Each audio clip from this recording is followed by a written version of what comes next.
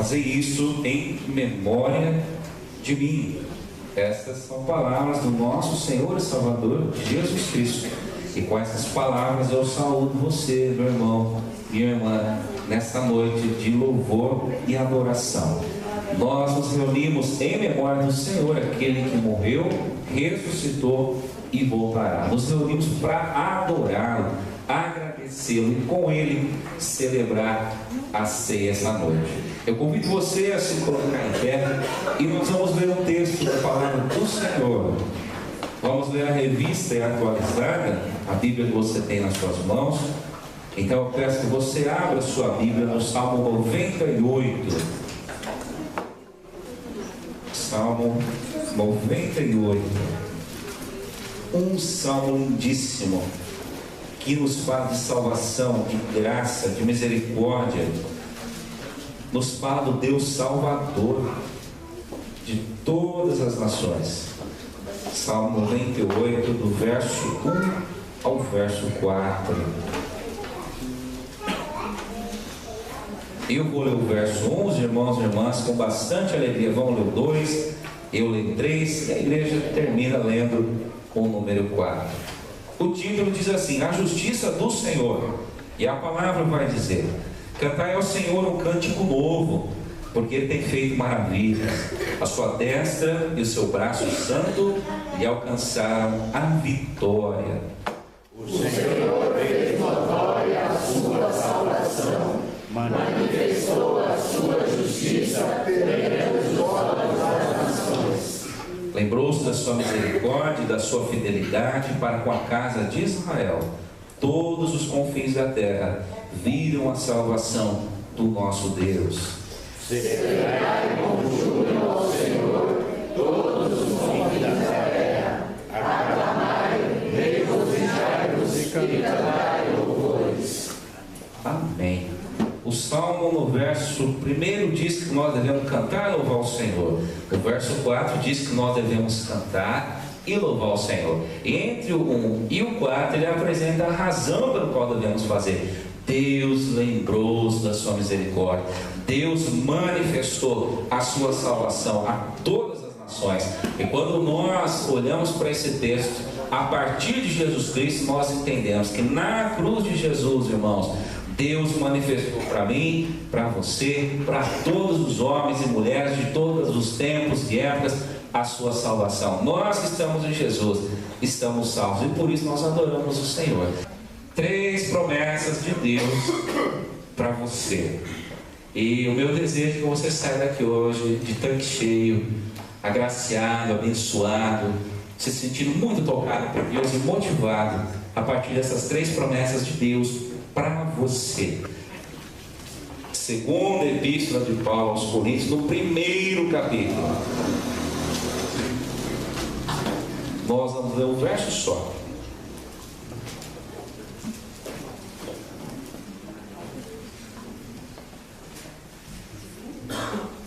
Segunda carta aos Coríntios, no 1º capítulo. Todos acharam aí? Amém? Amém.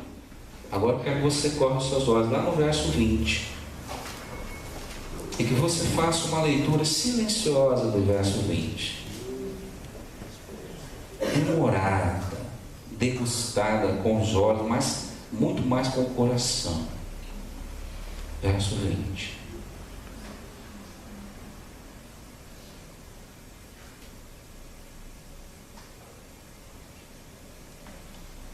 Feche seus olhos. Porque quantas são as promessas de Deus, tantas tem nele sim. Porquanto também por ele é o amém, para a glória de Deus, por nosso intermédio. Senhor, obrigado pela tua palavra, que é poderosa, que é santa, é verdadeira. Nós que somos complicados, ó Deus, e temos dificuldade de te ouvir, dificuldade de aquietar, ó Pai, os ventos e as tempestades do nosso próprio coração. Por isso nós te pedimos em nome de Jesus, aquieta-nos, ó Senhor, de forma sobrenatural, de forma, ó Pai, plena, completa, como só a doçura do Teu Espírito Santo pode fazer, para que essa palavra, Senhor, possa nos preencher em todos os lados, em todas as direções, E a gente sai daqui essa noite, Senhor, totalmente consolados, animados, motivados em te servir, mediante as tuas muito e riquíssimas promessas. Em nome de Jesus. Amém. Amém. 3 promessas de Deus para você. Só quero falar de 3 porque a Bíblia tem milhares e milhares de promessas e a gente já fala um ano todo das promessas de Deus na Bíblia e a gente não ia esgotar o assunto.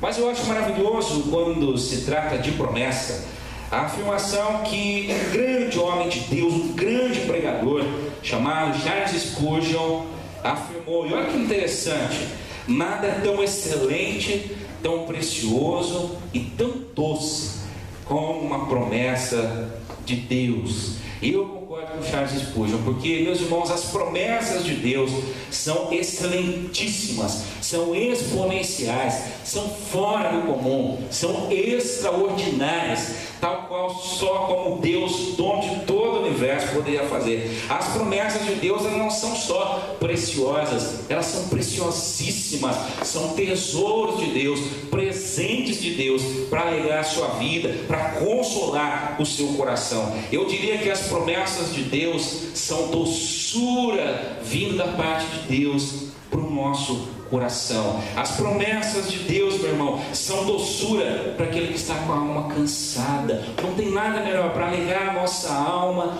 do que nos voltarmos para a promessa de Deus, para as promessas do Senhor. A promessa de Deus, eu tenho as promessas de Deus, são bálsamo curador para o coração ferido, para a mente cansada, para aquele que está sobrecarregado. As promessas de Deus, meus irmãos, são bússola, são fonte de consolo inesgotável, são fonte de esperança inesgotável para todos nós, igreja do Senhor, que estamos peregrinando nesse mundo. Nós devemos lembrar que o nosso lugar não é aqui. Enquanto aqui, de passagem, nós temos luta, nós choramos, nós tropeçamos, nós nos frustramos, sonhos se realizam, sonhos não se realizam, nós temos relacionamentos que abençoam, relacionamentos que ferem, nós temos tantos momentos diferentes. E para não desanimarmos, somos convidados a olharmos para as promessas de Deus, fonte de paz, consolo, alegria, esperança. E é interessante nós olharmos, irmão querido, irmã querida,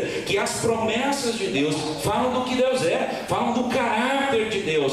Por exemplo, quando Deus promete consolo, Ele está dizendo: eu sou o grande consolador. Quando Deus promete salvação, Ele está revelando o seu caráter: eu sou o único e verdadeiro Salvador. As promessas falam de quem Deus é e de como Deus vai se relacionando comigo e com você.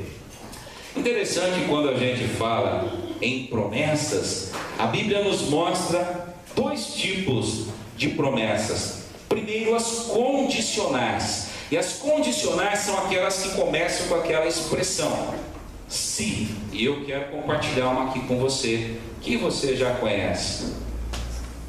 Bicho, desconverteu. Vai daí, Leite, que é melhor. Aqui, ó.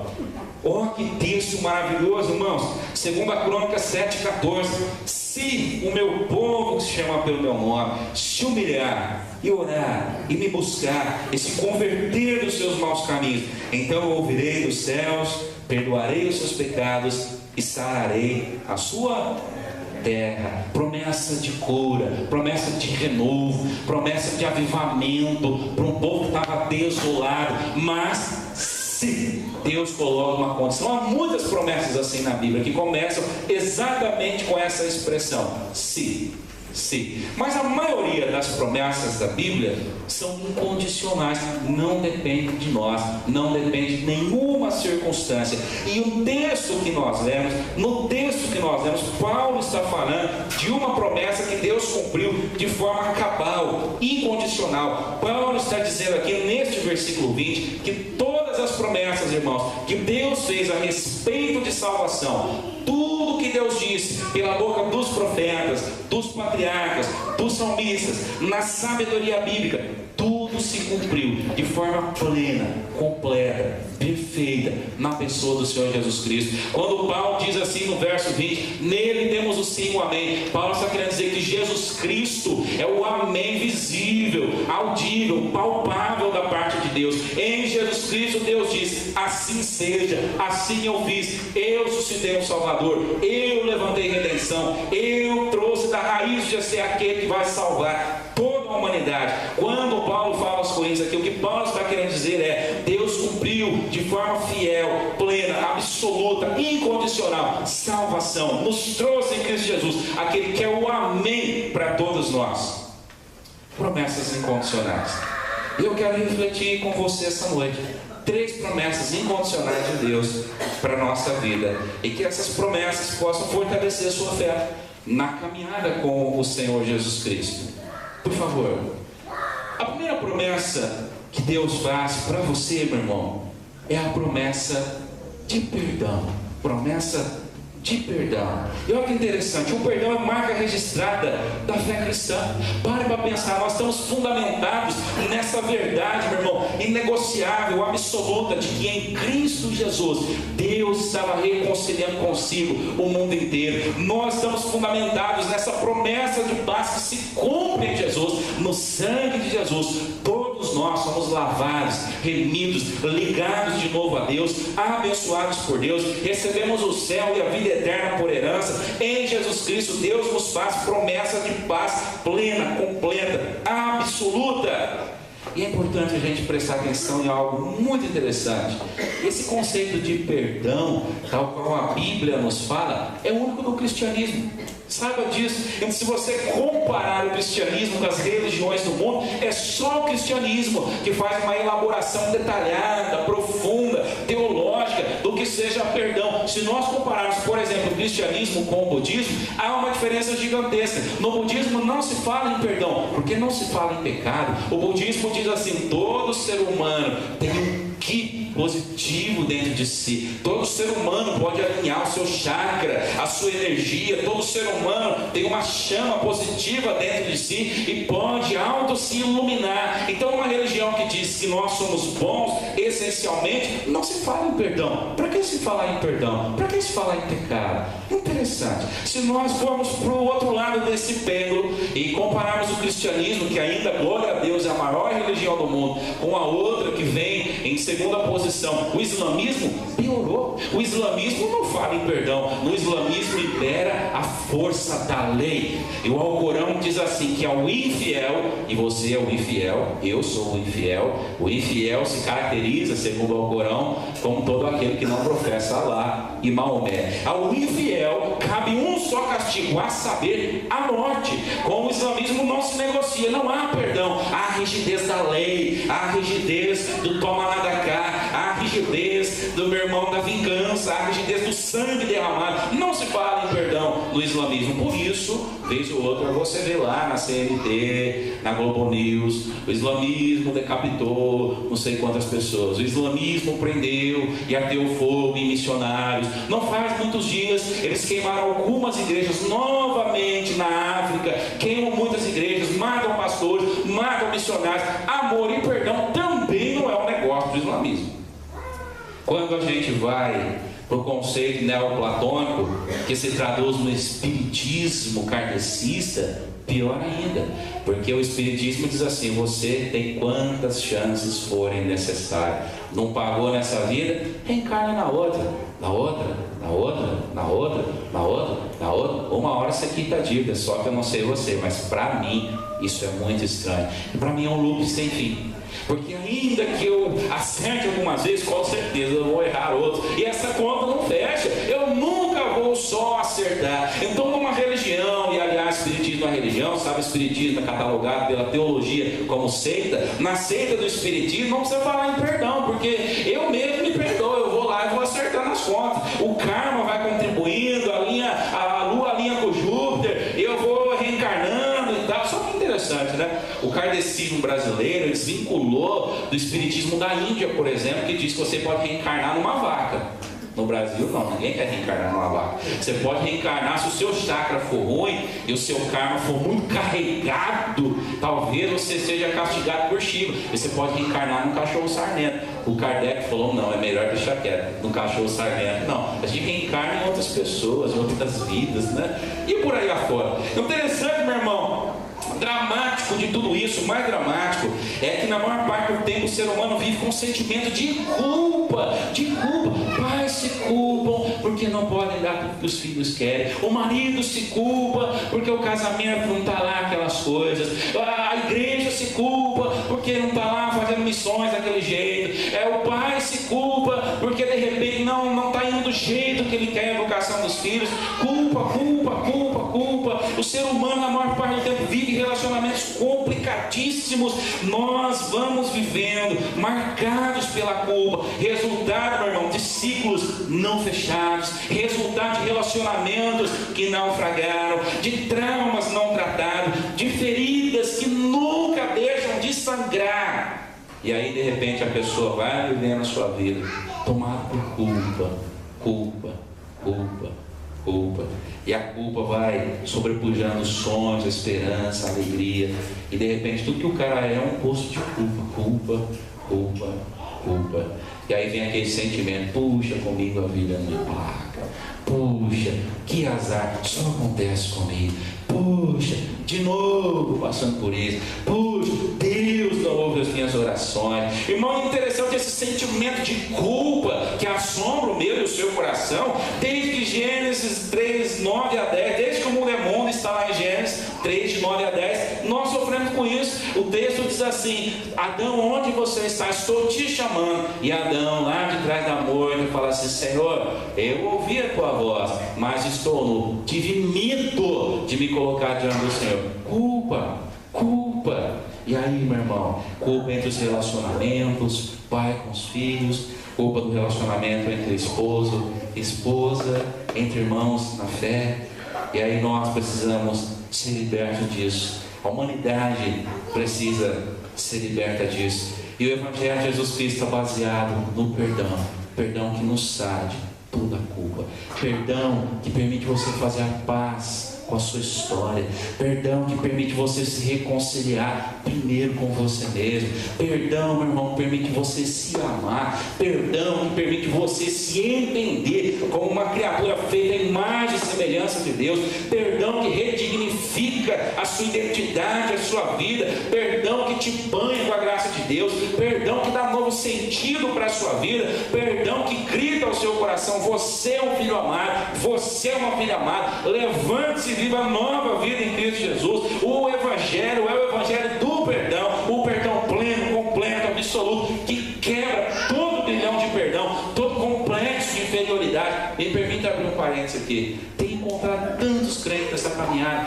com tantos complexos, e por incrível que pareça, o pior dele é de inferioridade. Meu irmão, o perdão de Deus diz para você: você não é inferior, ao contrário, você é amado, é importante, é um filho desejado pelo Pai. O perdão de Deus, meu irmão, rompe com as violências que nós sofremos no caminho da vida, rompe com a violência física, emocional, espiritual, com as marcas do abandono, com as frustrações no meio do caminho. O perdão de Deus é refrigério, por isso é doçura para a alma.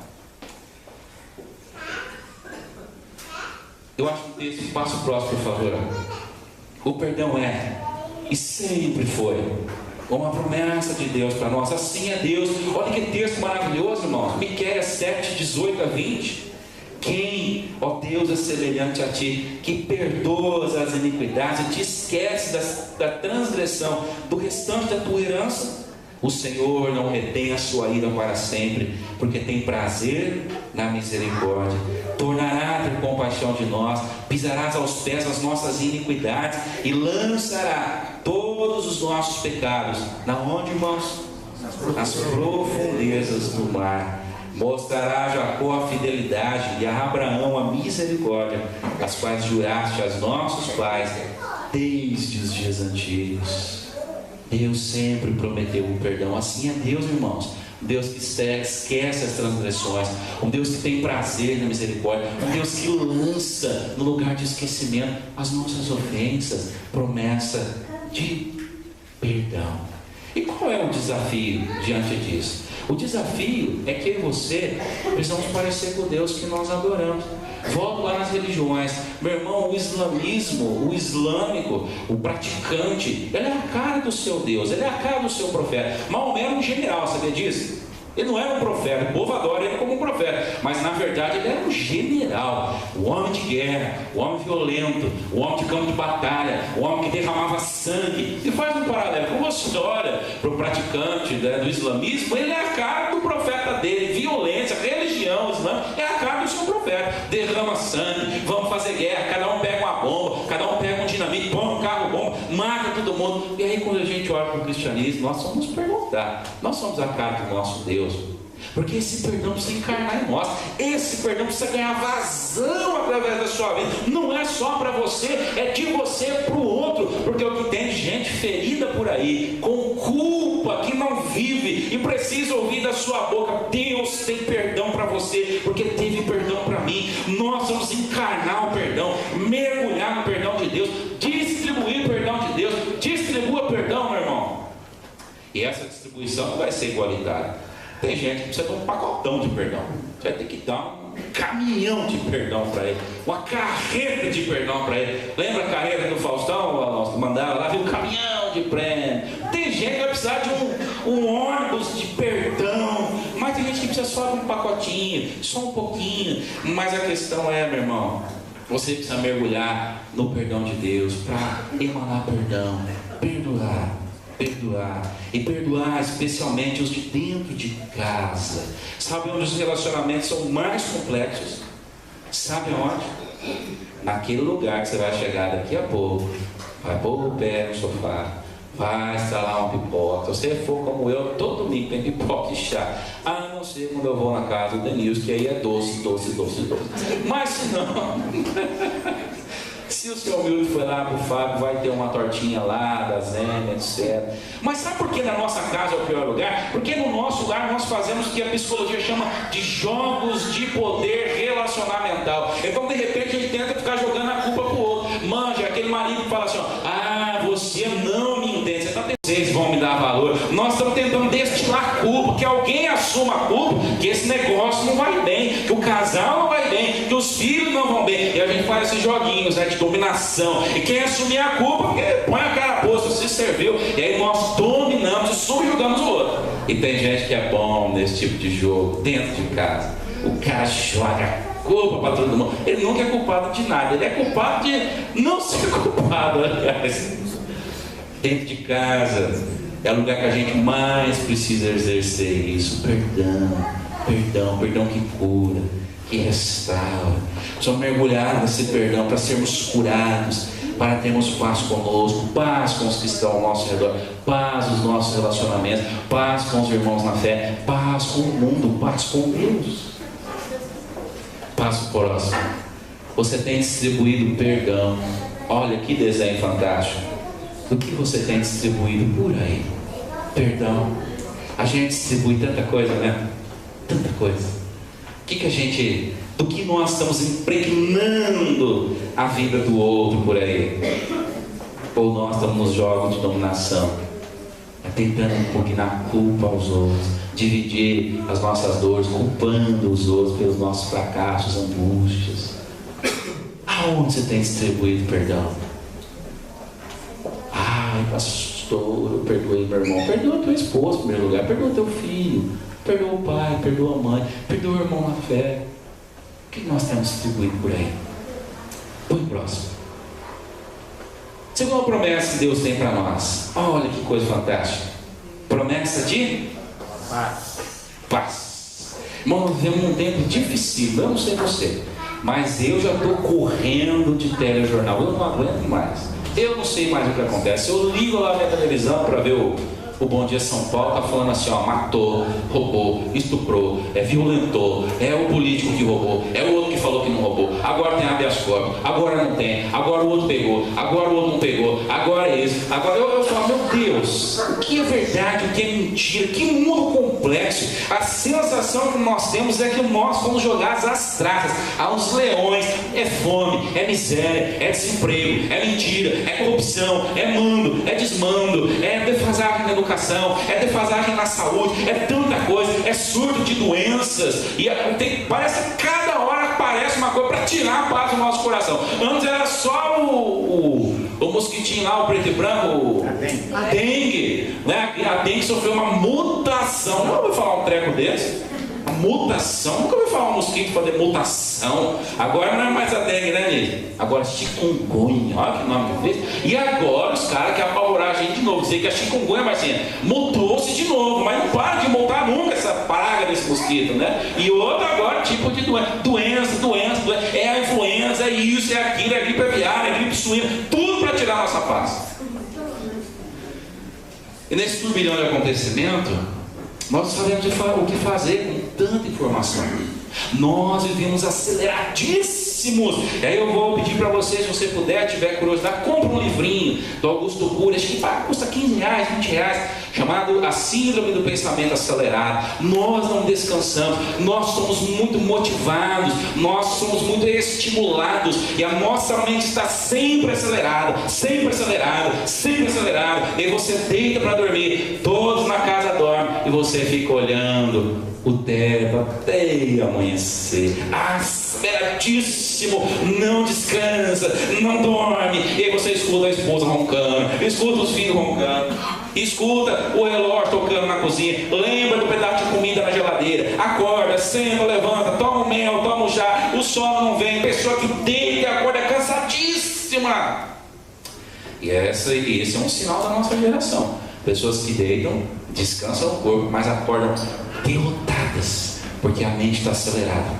Resolva, faça, se defenda. Cuidado, alerta.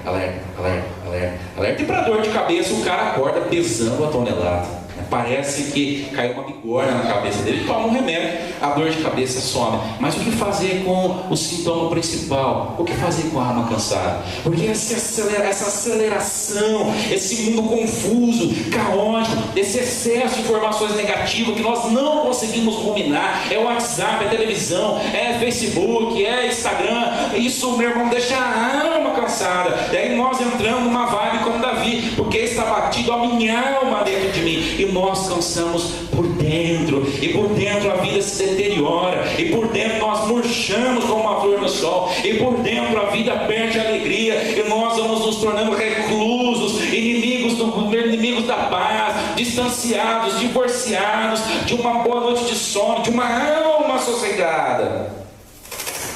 Eu não sei você, mas talvez a gente se sinta assim muito mais vezes do que nós gostaríamos, com uma alma desassossegada. E de repente, sem motivo, já prestou atenção? Às vezes a gente está em casa, está tudo bem, estamos comendo lá um bolo bacana, uma comida bacana, mas daquele desassossego na alma. Acontece isso aí com você de vez em quando?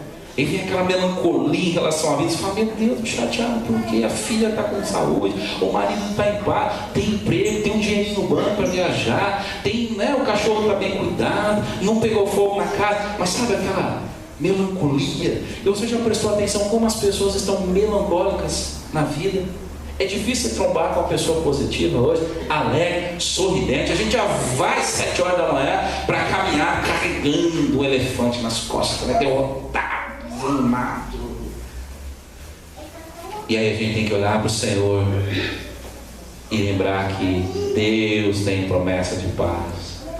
Quando eu estava pensando nesse texto, eu me lembrei desse hino aí. Quem lembra esse hino?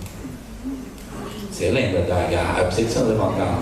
Dag lembra, tio Daniel lembra, Dona Ediciel não lembra não, Marcelo lembra. Oh, que paz, Jesus me dá paz, que outrora não senti, cada vez sou mais feliz, desde quando conheci. E nós precisamos voltar para quem tem paz para nós, Jesus Cristo. Jesus Cristo é essa fonte que a gente tem que beber todos os dias.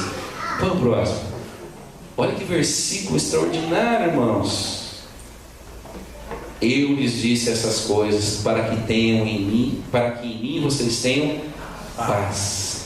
Neste mundo vocês terão aflições, contudo tenham um bom ânimo. Eu venci o mundo. Vamos ler todos juntos? Eu lhes disse essas coisas para que em mim vocês tenham paz. Neste mundo vocês terão aflições, contudo tenham bom ânimo. Eu expressão de Jesus: eu lhes disse essas coisas para que em mim. O que é estar em Jesus? Em mim tenham paz. Estar em Jesus é frequentar a igreja de vez em quando? Eu acho que não. Estar em Jesus, estar em mim, é conhecer a religião? Eu acho que não. É ser um religiosão, uma religiosona, aquele cara, a cartilha da religião, o rigoroso dos mandamentos, e etc, etc, etc. Não. Põe o próximo aí. Olha a figura fantástica. Estar em mim. Para mim, isso aqui é o que Jesus estava falando. Estar em mim. O peixe, meu irmão, está no habitat natural. Ele depende de tudo que está ao redor. O que está ao redor é a vida dele. Sem o que está ali no aquário, ele não vive. Isso é o essencial, é o básico. O peixe está completamente adaptado. A água está nas entranhas do peixe. Está em Jesus, irmão, está submerso em Jesus, de tal forma que Jesus esteja completamente em nós, para de tal forma que Jesus seja o ar que nós respiramos, a vida que nós respiramos, de tal forma que nada da nossa vida não esteja submerso, entregue, mergulhado em Jesus. E quando Jesus fala que estejam em mim, é estar profundamente entregue, não é estar no raso, é estar no profundo. Jesus é aquilo que nos engloba, que nos envolve. Nenhuma fibra do ser fica sem ser tocada por Jesus. Eu acho interessantíssimo quando você entra na água, você não escolhe qual parte do seu corpo a água toca, ou escolhe. Você põe o pé lá e fala assim: não, a água vai tocar até as canelas, vai pular o joelho e vai tocar das coxas para cima. É assim. Quando você entra, o que acontece com a água? A água engloba. A água e você são um só, meu queridão. E se você não souber nadar, balbó, porque vai tragar você. Estar em Jesus é ser, meu irmão, tocado por Ele em todas as formas, em todas as áreas, de forma muito profunda, sincera. Então, meu irmão, para você ter paz, vai ter que dar um mergulho em Jesus. E o nosso problema é que nós somos rasos hoje em dia. Tudo é raso hoje em dia. A nossa amizade é rasa. Quem tem uma amiga aqui há mais de 20 anos? Ó, Denise, olha. Há mais de 10. Os mesmos, né? Há mais de 30. Ó, Denise, mas quantos anos você tem? Você está mentindo para mim. Agora eu te perguntar: dá para encher as duas mãos, os dois dedos aí com esses amigos há mais de 20 anos, 30 anos, 50 anos? Não dá. Vai ser assim, 4, 5, 6. E eu vou falar um negócio. Hoje, a nossa geração, a minha geração, se fizer essa pergunta aqui 20 anos, talvez ninguém levante a mão, porque hoje a gente parou. Nós perdemos o contato. Hoje nós estamos no WhatsApp. Oh, que amizade besta, esse negócio de amizade de WhatsApp. Não tem abraço, não tem cheiro, ninguém chora junto, ninguém se alegra junto, não tem gosto. A vida precisa ter gosto, gente. Precisa sair do virtual. Mas é interessante isso, irmãos. Nós precisamos mergulhar em Jesus, sair do raso, buscar o Senhor, se derramar aos pés do Senhor. Ou seja, nós precisamos de mais Bíblia, mais tempo com Deus, mais tempo a sós com Deus, mais tempo para Jesus pôr o nosso mundo interior em paz. E aí talvez a gente tenha a promessa de paz, mas não tenha paz, porque a gente ainda não deixou Jesus colocar o nosso mundo interior em paz, em ordem. Responde aí: o seu mundo interior está em paz? Talvez você chegou aqui hoje, né? Cantou, esse é o Deus. Como vai ser essa música aí embaixo assim? Que bonito, né? Talvez a gente cantou, a gente se emocionou, a gente orou, a gente falou, mas quando chegar em casa, a gente olha para nós mesmos e a gente percebe que o nosso mundo ainda está assim, ó, aceleradíssimo, ainda está tudo bagunçado, ainda está tudo fora de lugar, ainda está tudo muito cru, ainda está tudo muito dominado por mim mesmo. E a grande questão é se o nosso mundo interior está em paz. Já reparou que a gente dificilmente gosta de silêncio? Cada vez nós estamos ficando mais barulhentos. Já reparou? A nossa televisão, antes o volume era até o 15, aquelas que a gente assistia em casa, que rodava aquele botão, aquela botoneta, assim, como é que era aquilo, né? Né, Marcelão? Era 2 volumes só, né? Hoje a televisão na sua casa, se aumenta treme o apartamento de baixo. Já prestou atenção? O síndico tem que ir lá falar: cara, você está demolindo a casa, abaixa esse treco em nome de Jesus. Hoje, aí a gente não ouve mais televisão, fizeram lá os homes, né? A gente compra aquelas caixonas assim, põe, os cabelos da gente chega que voa assim, com o barulhão que aquilo faz, não é? Você vai lá no cinema hoje, é o som de round, faz uau, começa de um lado, termina do outro, assim, né? É para mostrar para você que havia o som do lado, o som de cima, o som de baixo, o som do outro lado, aí faz uau, todo mundo barulhento, todo mundo, as músicas já pararam, as músicas são extremamente barulhentas, que faz sucesso com as barulhentonas. Se o cara, não importa que não tem letra, mas tá barulhento, vamos que vamos. Já reparou? Porque a gente não quer silenciar. Porque se a gente silenciar, lidar com o barulho a gente dá conta, hein? Mas lidar com os barulhos de dentro do coração a gente não dá conta, não. Então a gente quer barulho. Porque se silenciar, Deus faz a gente olhar para dentro, aí a gente tem que chorar e ver que a casa está em desordem. Talvez por isso também nas igrejas por aí a palavra de oração seja barulho. Vamos fazer barulho. Eu gosto de um culto animado, um culto avivado, gosto de renovação, de inovação, mas muito barulho não é bom, não, distrai a gente. Os barulhos do coração, não é, seu meu? Às vezes a gente precisa de dar uns encontros com Deus assim, silencioso, para Deus falar assim: filha, tá vendo? Olha esse cantinho do seu coração aqui, Franco, tá vendo? Aquieta que eu vou te mostrar aqui o seu coração, deixa eu te apresentar para você mesmo. E talvez por isso Jesus tenha ensinado aquela oração fantástica, né, Dai? Quer encontrar o Pai de verdade mesmo, de verdatão. Não ore que nem os fariseus na praça, batendo no peito. Ora no teu quarto, entra no teu quarto. Teu Pai que está em secreto, que vê em secreto, vê o teu coração te recompensar. Promessa de paz. Talvez você veja aqui hoje, está precisando de paz para o teu mundo interior. Nós vamos orar daqui a pouco. Paz para a tua história, paz para a tua vida, paz para o teu casamento, paz para as tuas decisões profissionais, paz para as decisões em relação ao estudo dos filhos, paz em relação ao teu ministério na igreja, paz em relação ao teu relacionamento com Deus, paz. E nós vamos orar daqui a pouco. E último, promessa de provisão, promessa de perdão, promessa de paz e promessa de provisão. Deus é o Emanuel, o Deus conosco. Mas mais do que o Deus conosco, é o Deus do pão de cada dia. É o Deus que, quando a galera estava agoniada, falou assim: ensina a gente a orar, falou: vem cá, ora assim, o pão nosso de cada dia, dai-nos hoje. E Jesus, percebendo que nem ele dizendo que ele é o Deus que dá o pão de cada dia, Jesus teve que aprofundar o assunto. E ele chamou os caras e falou: deixa eu contar um negócio para vocês. Vocês já olharam os lírios do campo? E os lírios eram coisas normais naquela época. Na beira de uma estrada qualquer, havia lírios naquele lugar. Jesus chamou assim: vocês já viram os pardais? Vão lembrar que a Palestina, na época de Jesus, era campal, era mato, era matagal. O que mais tinha era passarinho voando de um lado para o outro. Todo mundo sabia o que era um ninho de uma andorinha, todo mundo sabia o que era um ninho de um passarinho, o que era, sei lá, um sabiá, um joão de barro, todo mundo sabia. E hoje é interessante, nós não sabemos mais que essas coisas, né, Dago? Tem que ir lá no sítio do Dago, o Dago mostrar lá para nós a natureza. Nós temos que, de novo, entrar em paz com a natureza. Nós estamos em conflito com a natureza, principalmente nós, os centros urbanos, né? Ficamos guerra contra a natureza. O nosso progresso patrolou a natureza. Jesus vai dizer: olha, vocês estão vendo aí, gente? Está lá Mateus 6, a partir do verso 26. Esse bichinho que não tem celeiro, não tem planejamento de vida, não tem poupança, não tem banco, ele tem agora, daqui a pouco ele cai no chão, morre. Deus cuida dele. Você acha que Deus não vai cuidar de você? Deus é o Deus de provisão. Mas deixa eu falar um negócio: Deus não vai dar o que você quer, talvez. Deus vai dar o que você precisa.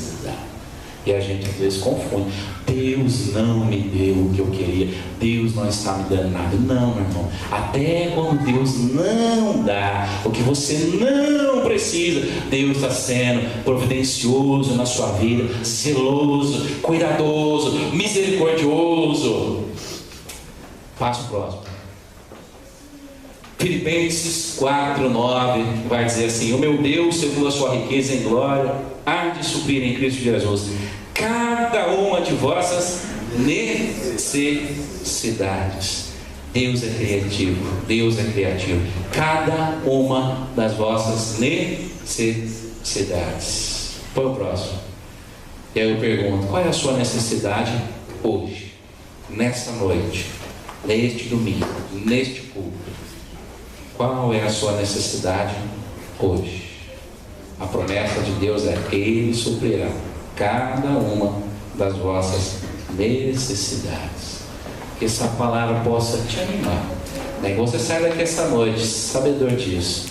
3 promessas gloriosas de Deus para você: perdão, paz e provisão. Descansa o coração em Deus. Nós vamos descansar o coração em Deus. Vamos